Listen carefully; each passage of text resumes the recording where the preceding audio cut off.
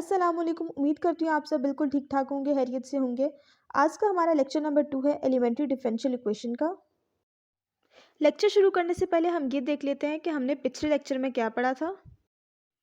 हमने पिछले लेक्चर में बहुत ही बेसिक कॉन्सेप्ट्स पढ़े थे, जिसमें हमने सबसे पहले देखी थी कि डिफरेंशियल इक्वेशन की डेफिनेशन क्या है। हमने डिफरेंशियल इक्वेशन की क्लासिफिकेशन पढ़ी थी। क्लासिफिकेशन में हमने 3 तरह की क्लासिफिकेशन पढ़ी थी: by type, by order, by linearity. इसके बाद हमने सोल्यूशन ऑफ एन ओडीई की बात की थी। और आज की इस वीडियो में हम बात करेंगे, हम समझेंगे कि हमारे पास general solution and particular solution क्या होता है, boundary conditions and initial conditions क्या होती हैं, initial value problem and boundary value problem क्या होता है, ill posed and well posed problems.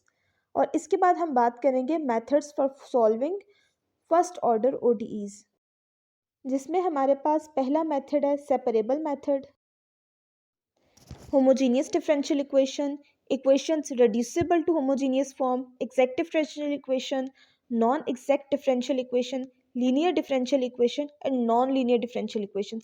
हम ये सब देखेंगे कि हम इन सब इक्वेशंस को किस तरह से सॉल्व करते हैं। और आज के लेक्चर में हम सिर्फ एक मेथड पढ़ेंगे, जो कि होगा सेपरेबल मेथड। हम सबसे पहले स्टार्ट करते हैं general solution and particular solution की डेफिनेशन से।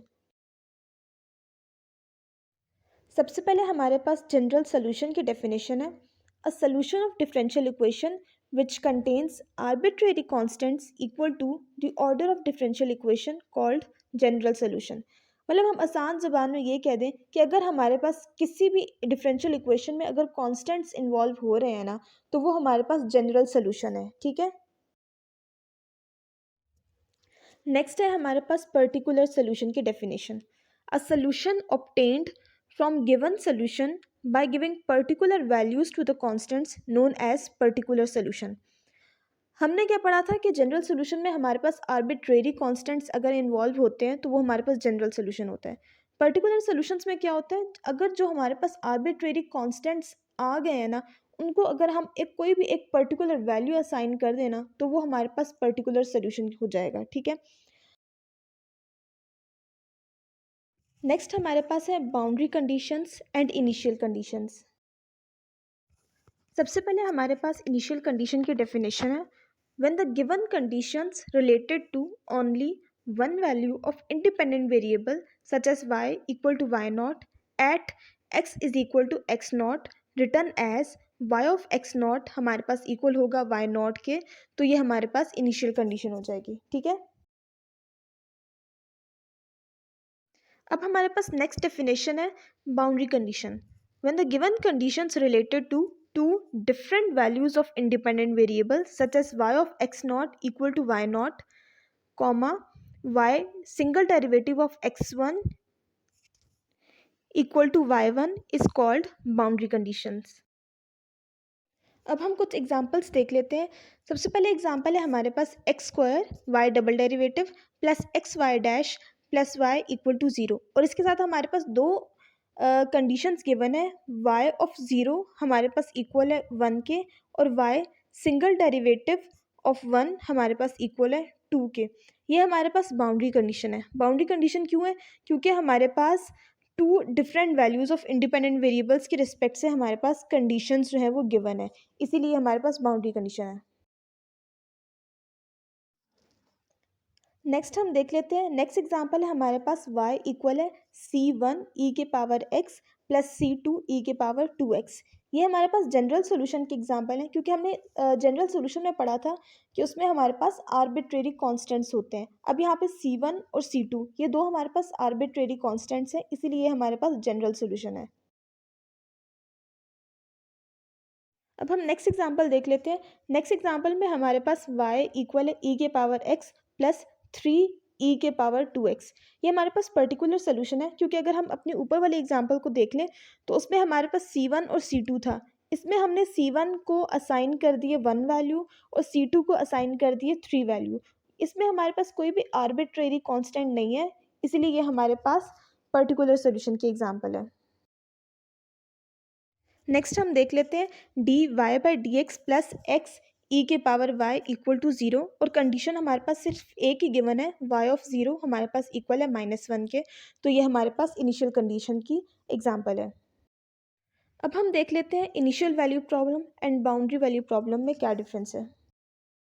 सबसे पहले हमारे पास इनिशियल वैल्यू प्रॉब्लम की डेफिनेशन है, जो हमारे पास कहती है a differential equation with an initial condition would be initial value problem.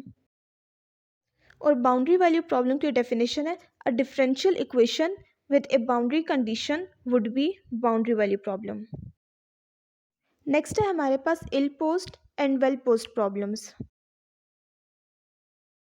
यह हमें कहता है if the number of conditions given equals to the order of differential equation, the problem is well posed, otherwise ill posed. अब हम देख लेते हैं methods for solving first order ODEs। सबसे पहला मेथड है हमारे पास सेपरेबल मेथड। इसमें हम क्या करते हैं, वेरिएबल्स को सेपरेट करके इंटीग्रेशन लेकर हम लोग अपनी डिफरेंशियल इक्वेशन को सॉल्व कर लेते हैं। सेकंड मेथड हमारे पास है होमोजीनियस डिफरेंशियल इक्वेशन। नेक्स्ट है equations reducible to homogeneous form. इसमें हम क्या करते हैं, अपने नॉन होमोजीनियस इक्वेशन को होमोजीनियस में कन्वर्ट करते हैं। इससे नेक्स्ट है हमारे पास एग्जैक्ट डिफरेंशियल इक्वेशन, इस non exact differential equation, linear differential equation and non linear differential equations. इन सब मेथड्स को हम बारी बारी स्टडी करेंगे।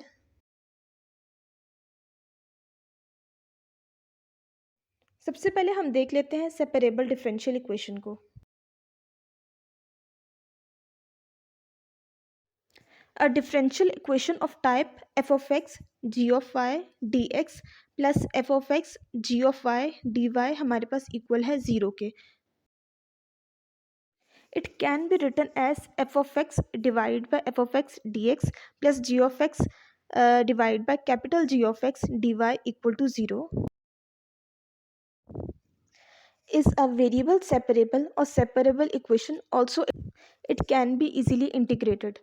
इसमें बेसिकली हम क्या करते हैं, हमारे पास कोई भी नॉन सेपरेबल डिफरेंशियल इक्वेशन होती है, हम इसको सेपरेबल में कन्वर्ट करते हैं। मतलब ये कि हम x के वेरिएबल्स एक साइड पे और y के वेरिएबल्स दूसरी साइड पे ले जाकर हम इसको इंटीग्रेट कर देंगे। इसमें हमारे पास g जो है वो y का फंक्शन है, वो बाय मिस्टेक मैंने यहाँ पे x लिख दिया है। अब हम एग्जाम्पल से देख लेते हैं कि हमारे पास सेपरेबल डिफरेंशियल इक्वेशन को हम कैसे सॉल्व करते हैं।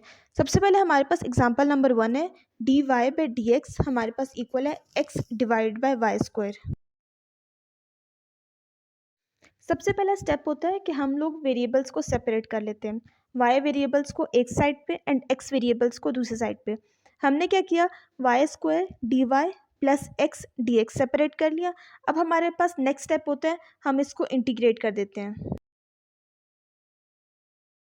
तो जी हमने इसको इंटीग्रेट कर दिया, और इंटीग्रेट करने के बाद हमारे पास आया y cube divide by 3 plus x square divide by 2 plus C. इसको हम अब नेक्स्ट में सिंप्लीफाई कर लेंगे। सिंप्लीफाई किया तो हमारे पास आ जाएगा 2y cube is equal to 3x square plus C. ये हमारे पास रिक्वायर्ड सोल्यूशन आ गया। ये हमारे पास जनरल सोल्यूशन है, क्योंकि इसमें हमारे पास कांस्टेंट आर्बिट्रेरी कांस्टेंट इन्वॉल्व हो रहे हैं। ठीक है, अब हम अपनी नेक्स्ट एग्जांपल देख लेते हैं। नेक्स्ट एग्जांपल है हमारे पास x cos y dx plus x square plus y sine y d y equal to 0। ये हमारे पास नॉन सेपरेबल इक्वेशन है। ठीक है, अब हम इसके वेरिएबल्स को सबसे पहले सेपरेट करेंगे। तो जी ये हमारे पास वेरिएबल सेपरेट करने के बाद इक्वेशन बनी है x divide by x square plus 1 d x plus sine y cos y d y equal to 0। इसको हम इंटीग्रेट करेंगे, लेकिन इंटीग्रेट करने से पहले हम इसको मज़ीद और सिंप्लीफाई कर लेंगे ताकि हमारे पास इंटीग्रेशन आसान हो जाए। हम क्या करेंगे, हम अपनी फर्स्ट वाली टर्म को 2 के साथ मल्टीप्लाई भी कराएंगे और डिवाइड भी करेंगे, और जो सेकंड वाली टर्म है हमारे पास बीच में प्लस था, हम उसको -1 के साथ रिप्लेस कर देंगे। ठीक है, ये हमारे पास करने से फ़ायदा क्या होगा, अगर हम ऑब्ज़र्व करें तो नीचे हमारे पास डिनोमिनेटर में फंक्शन बन गया और न्यूमिनेटर में इसी फंक्शन का डेरिवेटिव आ गया। तो अब हम लोग यहाँ पे अपनी इंटीग्रेशन का रूल लगा सकते हैं। इंटीग्रेशन का रूल हमारे पास ये है कि अगर हमारे पास डिनोमिनेटर में कोई फंक्शन हो और न्यूमिनेटर में उसी फंक्शन का डेरिवेटिव इन्वॉल्व हो, तो हमारे पास नेचुरल लॉग ऑफ उस फंक्शन हमारे पास आ जाता है। ठीक है, अब हम देखें तो हमारे पास इंटीग्रेट करने के बाद फर्स्ट वाली टर्म क्या बन गई, 1/2 natural log of x square plus 1 minus natural log of cos y equal हो गया हमारे पास नेचुरल लॉग ऑफ सी। अब हम इसको सिंप्लीफाई कर देंगे। सिंप्लीफाई करने किस तरह से करेंगे, हमारे पास फर्स्ट वाले टर्म के साथ 1/2 है, इसको हम 2 को मल्टीप्लाई कर देंगे पूरी इक्वेशन के साथ, तो क्या बन जाएगा, natural log of x square plus 1 minus 2 natural log of cos y equal है 2 नेचुरल लॉग ऑफ सी। अब इसके बाद हमारे पास लॉग की प्रॉपर्टी यूज़ होगी, जो हमारे पास क्या होगा, l n of x square plus 1 minus natural log of cos y का स्क्वायर, जो 2 हमारे पास साथ मल्टीप्लाई हो रहा था, अब वो हमारे पास पावर में चला जाएगा, equal to natural log of c square.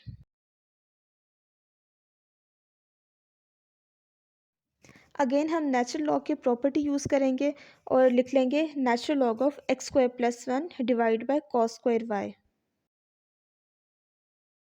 Next हम क्या करेंगे, इसको मज़ीद सिंप्लीफाई करने के लिए एक्सपोनेंट ले लेंगे दोनों साइड्स पे, तो हमारे पास आ जाएगा cos square y equal to c of x square plus 1, जो कि हमारे पास इस डिफरेंशियल इक्वेशन का सोल्यूशन है। तो ये था जी हमारा आज का लेक्चर, उम्मीद करती हूँ आपको समझ आया होगा। मिलेंगे नेक्स्ट वीडियो में किसी नए टॉपिक के साथ, तब तक के लिए अल्लाह हाफिज़।